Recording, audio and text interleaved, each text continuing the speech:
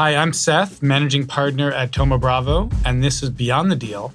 I'm here with President and CEO of Flexera, Jim Ryan. Jim, this is an opportunity for me to ask you some questions about your inspirations in business, your career, and life. But if listeners want to hear more about Flexera and how our partnership came together, have a listen to our full episode of Behind the Deal. In case people are joining without having heard that episode, Jim, tell us about Flexera. Sure. So we're in the business of what we call technology value optimization. And at the macro level, what you heard me say is that there's $2.3 trillion worth of technology being spent on software, hardware, and cloud services. And up to 30% of that is wasted spend.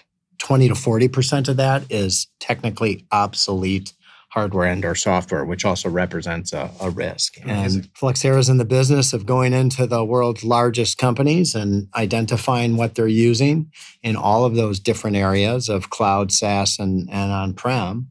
And we help them optimize that to save them hundreds of millions of dollars. Very successfully at that. One really interesting thing about your career, obviously, you started in sales and were the head of sales at Flexera before becoming CEO. That transition, which you've done incredibly successfully, maybe talk a little bit about that and how hard was that? How easy was that? Yeah. What were some of the biggest lessons learned with that transition? It was harder than I thought. I thought that I was going to be able to transition quite easily. I had started at the company in 1998 and slid into the CEO role in 2016, so 18 years. And Everybody knew me. And I had great relationships with people in all aspects of the company. I had been living overseas for 7 years on 2 expat assignments. I had street cred, or at least I thought I had street credibility with everybody. And while that's true, I did have street credibility. I had street credibility as the rainmaker and the head of sales, which is different from being the president and CEO and the role that requires. And I had to work really hard with engineers in particular, but engineers and product managers and financial types to get them to appreciate and really believe that I was there to lead them as well, and that I wasn't playing favorites and creating a sales-dominated company.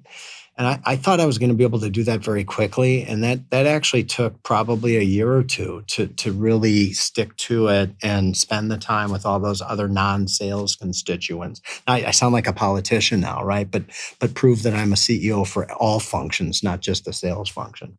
Well, great job, because it's obviously worked, and you're a quick learner, a quick study, and open-minded. So that's one way to get there. Marcel, we talked in the podcast about Marcel Bernard being such a great mentor. We all learned a lot, I think, on this investment. What were some of the top 1 or 2 things that you remember from those early days with Marcel, that you still maybe go back to today as you're running the business? It's, there's some phrases. Marcel, this is a bad accent, but it's all about the bookings, Jim. It's all about the bookings. Most of the problems at this company can be solved by one thing and one thing alone, and that's more bookings. I also remember the first board meeting that Mark and I sat in on, and Marcel said something to the effect of, when you're hitting your numbers, board meetings are easy and short. When you're off your number, there's not enough trees in the Brazilian rainforest for us to produce enough reports to understand why. Yeah.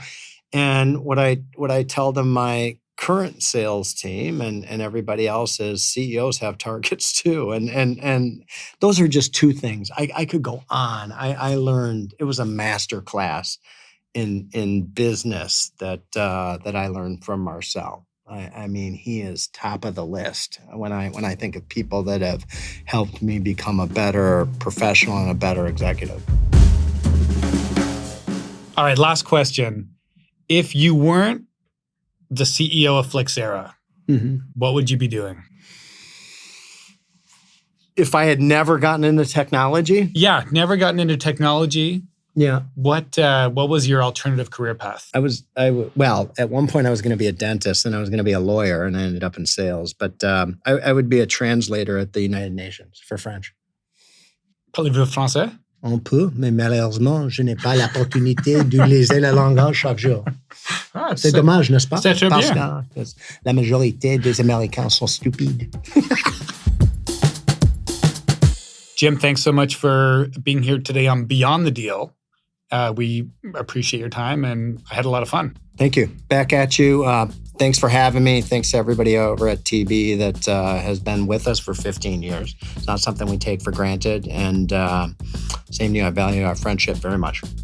Behind the Deal will be taking a brief break over the holiday season, but we'll be back to our regular schedule the first week of the new year.